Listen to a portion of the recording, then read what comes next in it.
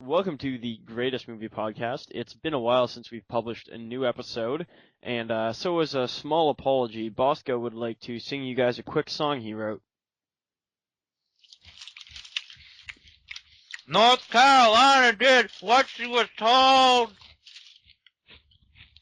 Get it in her ears, 'cause she was bold. Now, see, this is a My fault. fantastic piece of music. We are a review podcast, so I'll take a minute to review that. What really makes that piece of musical work so special is the fact that it was really less singing and more chewing across the several seconds the song took course. Anyways, Bosco, what movie did we watch this week?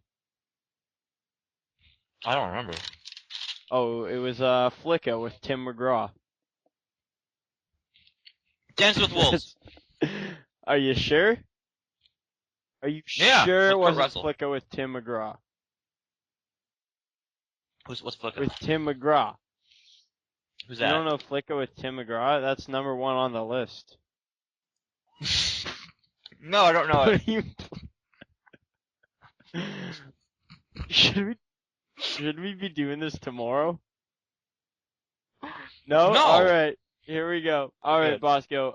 So Dances with Wolves is a genre of movie that I like to call a Kevin Costner. Is there anything you would like to say about it It's right before in. we get on with the... I really prefer. I like Kevin Costner movies. They're not amazing, but they're not great. You know, he's like a poor man's that guy that did that movie with the milk tits and the bull Sean... and the rug being pissed. Oh, you're talking about Big Lebowski? Yeah, that one. Who's that actor Jeff guy? Bridges? Yes, he is a poor man's Jeff Bridges. I might have to But that's so disagree good with that. I mean, have you never seen Bull Durham? That's a classic. Was that Kevin Yeah. Costner movie? Jeff Bridges. I get them confused That so much. they do not look alike. Jeff Bridges. He also looks kind of like Jeff Daniels too. Newsroom? Yeah. Or Yeah, I could see that well. Yeah. he's a mixture between the two. Half Anyways, Jeff Bridges, move on. half Jeff Daniels, all Kevin Costner. Costner, all post now.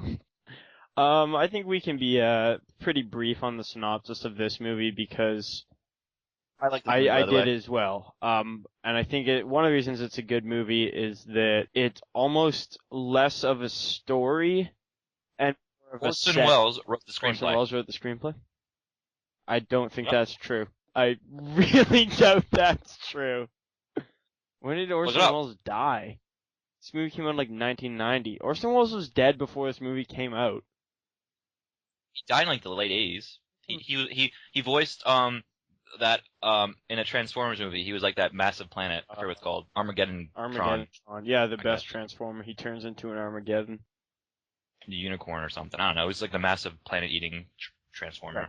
Well, anyways, basically, I think I'm going to be pretty brief with this because this movie, where it succeeds, is it's more about creating an environment than a story.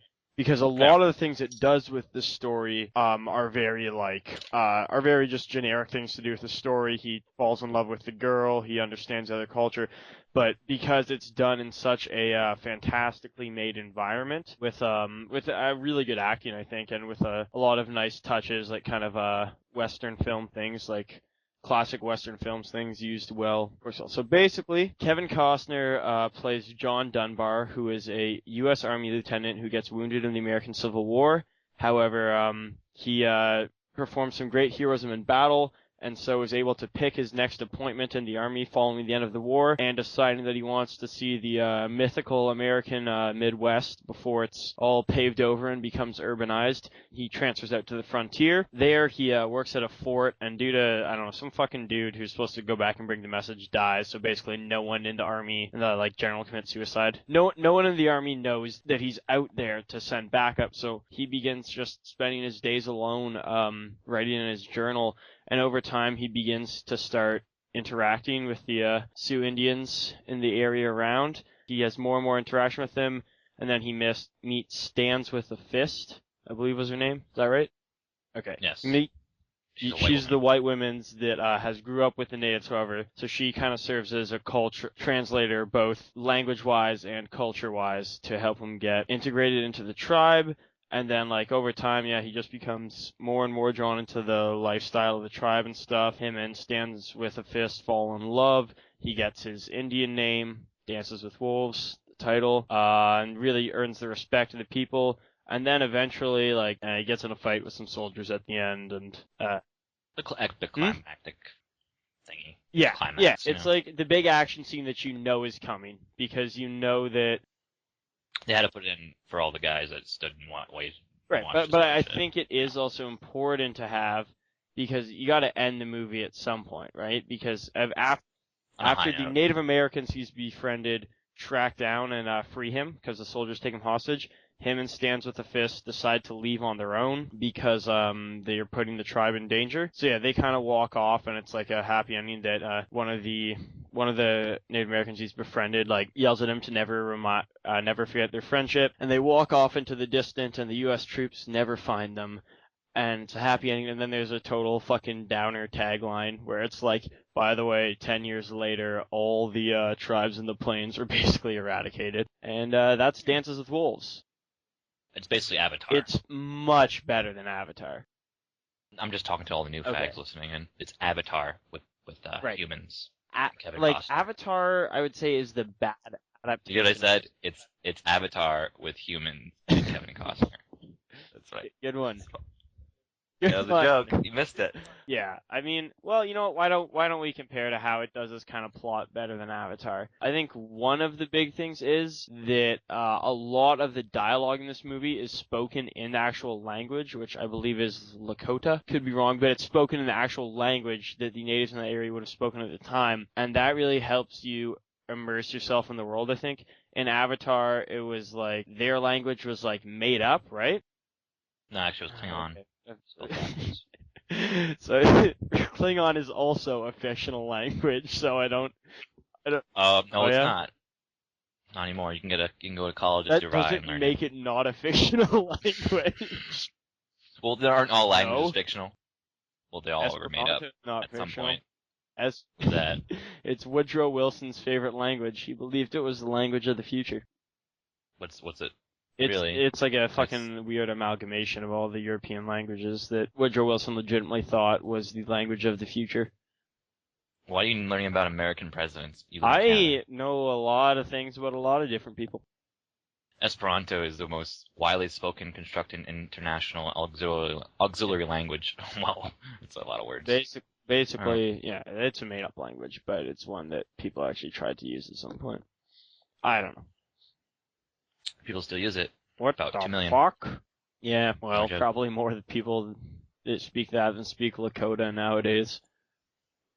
Like 12. Did you hear? It's kind of a digression, but there's like some language in Mexico, or might not be Spanish. No, a Central American language, like a really old language, like Yeah. it's been passed on and there's only 2 guys left who speak it, and so they wanted to like get these 2 guys to. And they don't like each other. Yeah, they don't like each other, so they refuse to have a conversation so people can record the language. So it's gonna die out with them. And of course, they don't know any other languages, so they're sitting there with no one to talk to for the rest of their life. They have no idea what anyone was talking about anyways, so the whole point of the fact that they're trying to communicate with them was kind of pointless because they had no idea what they're talking about. Sitting there with their thumb up their asses. Yeah, I like this auxiliary language.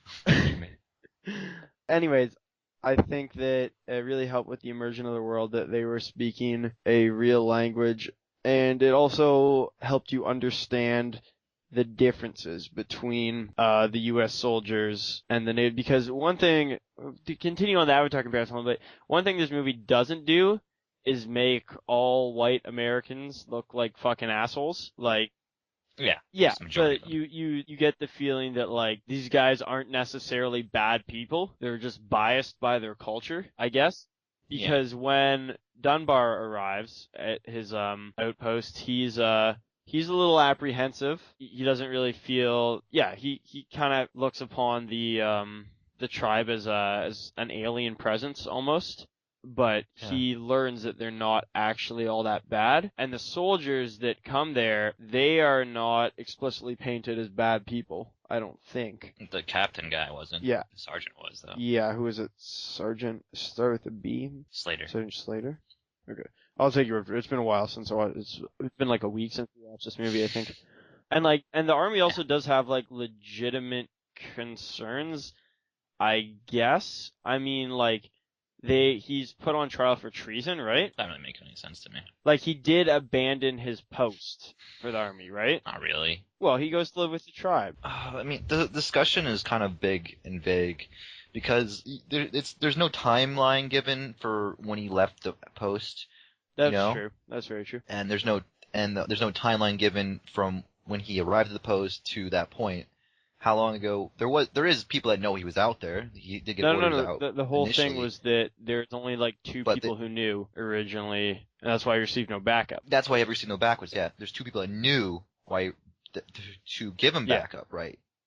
But he did get orders before that to go to that general location. So there is records. So it was kind of like, and of course that general did commit suicide. So just because he knows, quote unquote knows, doesn't mean there's no paperwork. I don't like that's where the whole movie falls apart for me is when you actually get into the point where no one knew. Well, how do you mean no one knew? You're saying there's no system of record Come keeping on, man. past It's word of mouth? It's the United States military. For Christ's fucking sakes, of course they have a system of, of acknowledgement of where somebody is. I mean, they might have had lost some wordage, but they knew there is a guy out there, and there was a platoon or something out there previously, right? Yeah. I mean, it's just common sense. I don't know. It just the whole movie. Well, I think fell that's apart why in they that whole bit. eventually. I think they're really reaching for a climax, and it didn't make any sense. to me. Soldiers do eventually show up. I think so. You're right that they.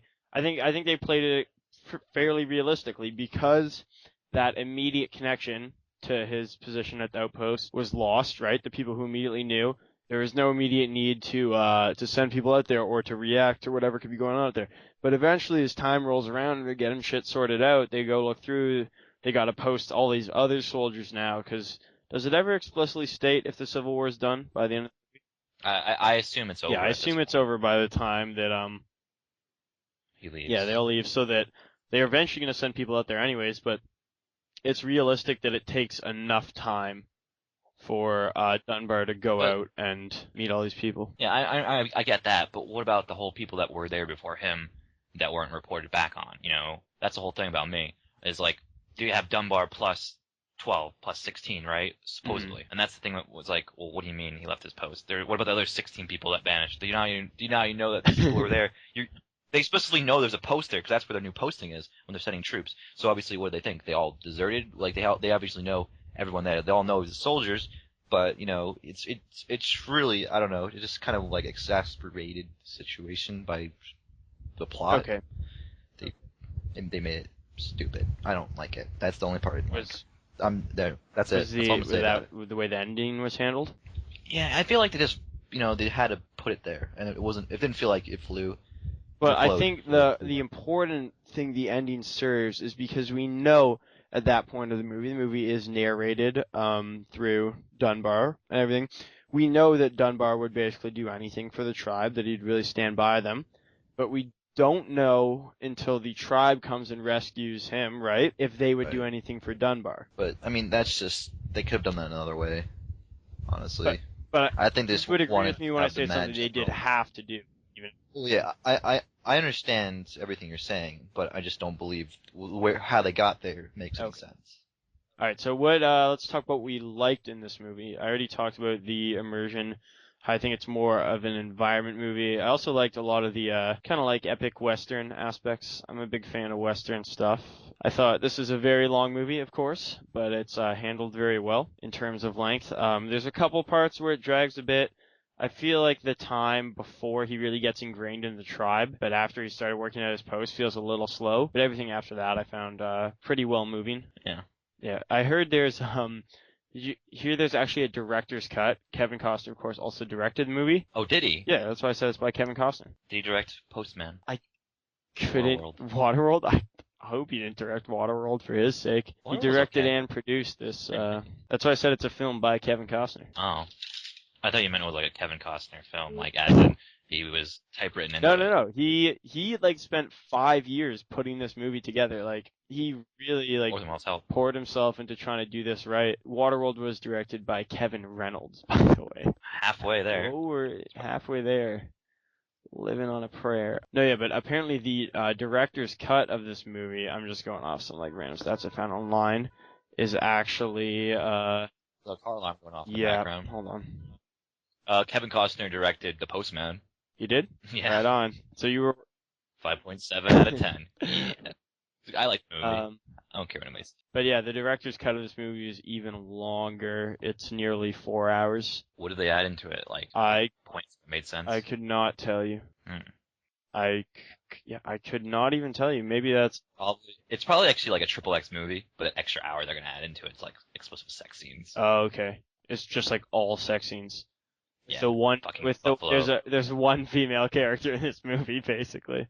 You can fuck everything they want. It's just like in between scenes, they're just fucking. Versus. Yeah, the buffalo hunt, which by the way is a That was amazing scene. just a fantastic sequence. But in the director's cut, it takes a spin off in a direction you weren't expecting. Really? Oh man. Yeah, it's all the buffalo just start fucking everyone. Oh, now you're fucking with me. Is there anything else we want to discuss about this movie? I'm serious. What are what are the thoughts you have? Major Fambro. I just pissed in my pants and nobody can do anything about it. Seriously? I feel like you're not responding to this. No, my idiot brother came in. Yeah. His character was amazing. I loved him. The king is dead. Long live the king. Shoots himself in the head. Oh, I love it. A good way to pop off your life, I'd say. Mhm. Yeah. Who else is a good character? I just like the name of the chief was named Chief Ten Bears. So Yeah. all right, so like most of these people are like a verb with an animal, or like there's a lot of verb. This guy's just 10 fucking bears. Yeah. Bears on bears. You can edit this out. Did you know Kevin Costner? You know Kevin Costner was in Field of Dreams, right? Yes, that was only. But no. But here's the thing: there's like Field of Dreams 2. With Kevin Costner? Yeah. I'm not editing that out. Iowa Farmer's Dad. Field of Dreams 2. The Lockout. Short. It's a YouTube video. Is it? It's on Funny or Die. Is it really? It's on his IMDb. Field of Dreams 2 NFL Lockout. No, it just says Lockout. Well, I mean, Maybe it's the exact same thing. I've Oh god. seen Strictly Funny or Die. That's good. Yeah, I guess finish up. We'll have a little more generic discussion, but my last thoughts on the movie. It's just a really, really good looking movie. Considering this was basically still in the 80s, this was just shot exceptionally well, and all the characters are very unique. And also have very unique names. What are your thoughts on it? It was good. That's your I'm watching the Field of Dreams 2. 1 second. Okay. so final thoughts. It was good. The final scene was. I just felt like it was forced, honestly. I don't know. Okay. I felt like that, although the last part was one of the weaker parts of the movie, I still think it was something they had to do. And you agreed with that. You just thought they could have done a lot better. Not exactly sure. Okay, so let's try and see. Oh, there is one important thing we haven't done with this yet. I was just gonna ask you how you thought Kevin Costner performed in Man of Steel. A fantastic movie. I didn't see that movie. I don't watch with superhero no movies. product placement. I don't watch superhero movies, so I don't know. It was a real bad movie, man. That's why I don't watch superhero movies, because they're always exceptionally bad. Whoa, X-Men? Exceptionally bad. X-Men 2? Exceptionally bad. X-Men First Class? Okay, every superhero movie I've ever seen is exceptionally bad. I like that. Except for The Raven, because a guy died in the filming of it, and that made me laugh. Did Heath Ledger die during the filming of Dark Knight? No, he was after it. Okay. Well, it was before he did anything else, I think. Doesn't matter. I didn't think that movie was that good anyways. This movie pretty much ruled the Academy Awards. It won director, adapted screenplay, cinematography, film editing, sound, original score. It was also nominated for art direction, costume design, and acting in leading role Kevin Costner, and acting in supporting roles for Graham Greene, who plays Kicking Bird, one of the more foremost members of the Triad, and Mary McDonnell, who plays Stanton the Fist, the love interest. The boobs. And I can't really think of too much it was up against that year, but it was probably the first Western in a very long time to actually After Brokeback Mountain. win the Academy Awards. Do you consider Brokeback Mountain a Western? I really do not.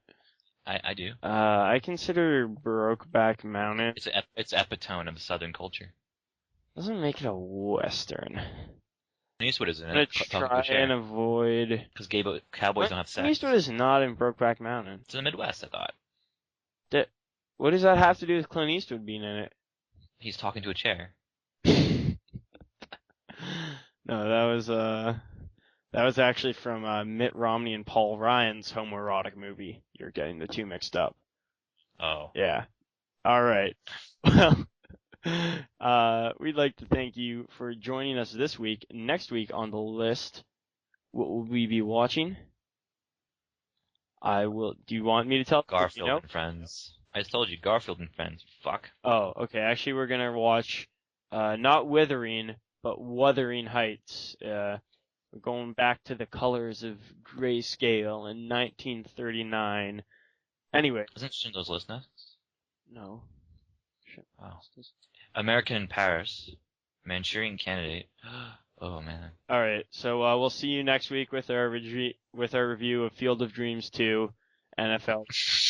Any last words for the folks at home? I pissed my pants, and there's nothing you can do about it. That's all I want to say. Well, we'd like to thank you for joining us this podcast. I'd just like to say this. Bosco, it's Dunbar, not Dumb Bear. Goodbye.